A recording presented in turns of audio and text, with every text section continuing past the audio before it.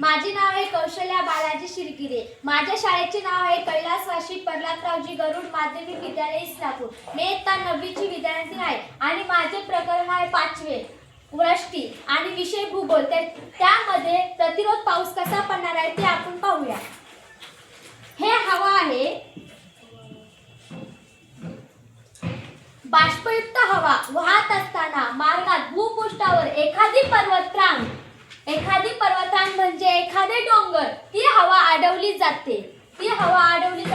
पर्वताच्या वासनेक बाजूवर ती हवा वर जाते. मागून येणारा हवेचा दाब व पर्वताचा चढ त्यामुळे ती हवा अधिक उंचीवर जाते.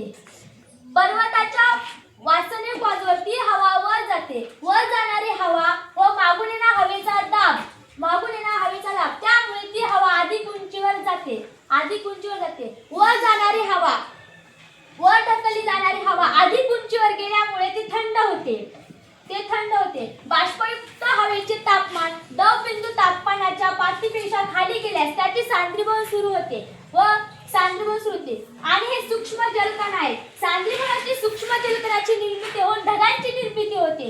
बाष्पयुक्त हवेचे तापमान सातत्याने